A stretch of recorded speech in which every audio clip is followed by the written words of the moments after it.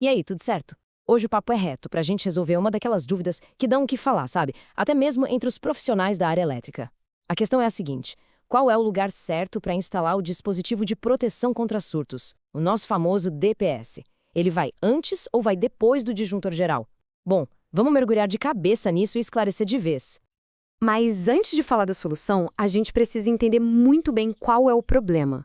E o problema que o DPS combate é uma ameaça silenciosa, que na maioria das vezes a gente nem vê acontecer.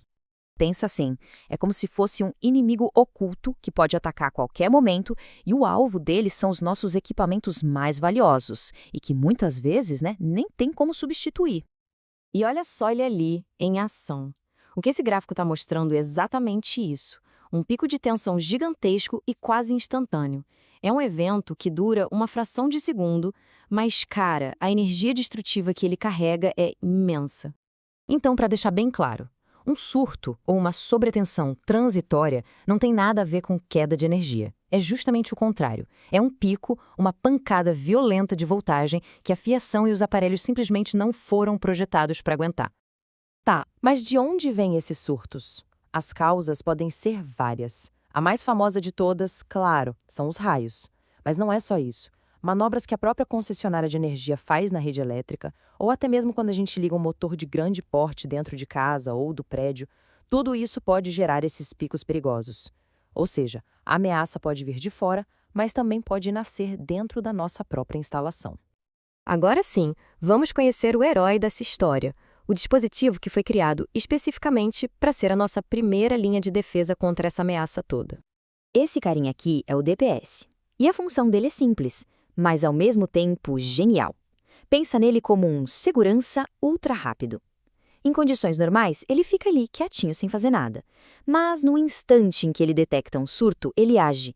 Ele abre um caminho alternativo, um atalho, e desvia toda essa energia excessiva direto para o sistema de aterramento, antes que ela tenha a chance de chegar e fritar os equipamentos.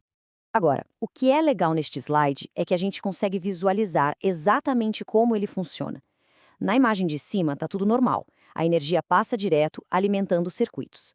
Já na de baixo, olha o que acontece durante um surto. O DPS se torna esse desvio. A energia perigosa é literalmente drenada para o terra e os circuitos ficam ali, seguros. É uma ação que leva milissegundos, mas que salva os aparelhos. E aqui vai um ponto muito importante. Instalar um DPS não é só uma boa ideia, não é opcional, é uma exigência. A norma NBR 5410, que é tipo a bíblia das instalações elétricas aqui no Brasil, torna o uso dele obrigatório. E isso é para garantir a segurança, tanto das instalações quanto dos equipamentos. E é exatamente aqui que a gente chega no centro da nossa questão. Naquele debate que a gente vê rolando em fóruns, em discussões técnicas.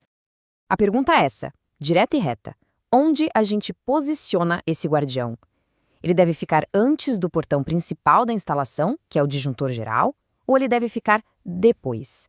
A resposta para isso pode surpreender muita gente. Para a gente entender a lógica, vamos pensar numa analogia. O disjuntor geral é como se fosse o porteiro do prédio. Ele controla o fluxo geral de energia e impede problemas mais comuns, como excesso de carga ou curtos-circuitos. Já o DPS é um guarda-costas de elite. Ele foi treinado para neutralizar um tipo muito específico e muito rápido de ameaça, que é o surto de tensão. Ou seja, eles têm trabalhos diferentes, mas que se complementam. E para resolver esse debate de uma vez por todas, não tem lugar melhor para procurar a resposta do que na própria norma, na NBR 5410. E aqui está a regra de ouro, o pulo do gato. O item 6.3.5.2.5 é cristalino. Ele diz que, como o próprio DPS pode falhar e entrar em curto-circuito, ele precisa ter um dispositivo de proteção contra sobrecorrente, ou seja, um disjuntor para protegê-lo.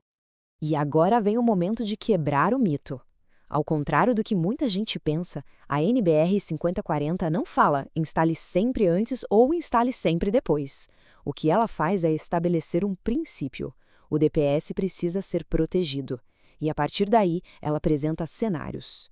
A escolha de qual cenário usar vai depender do que a gente quer priorizar no projeto. Então, vamos analisar agora as duas principais estratégias de instalação que a norma permite e o que cada uma delas significa na prática, no dia a dia. A primeira opção foca em manter a energia funcionando a todo custo. Aqui, o DPS é instalado antes do disjuntor geral. Mas atenção, ele não fica desprotegido.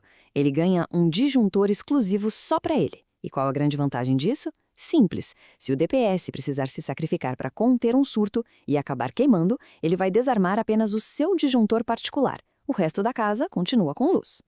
Já a segunda opção, que aliás é a mais comum que a gente vê por aí, prioriza a proteção de um jeito mais simples. O DPS é instalado depois do disjuntor geral. Nesse caso, o próprio disjuntor geral acumula funções. Ele protege os circuitos da casa e, ao mesmo tempo, protege o DPS. E a desvantagem? Se o DPS falhar, o disjuntor geral desarma e pronto, a instalação inteira fica sem energia. E essa tabela aqui resume a escolha de forma brilhante. A configuração 1, com o DPS antes, prioriza a continuidade do serviço, mas exige um componente a mais e um pouco mais de atenção na hora da manutenção.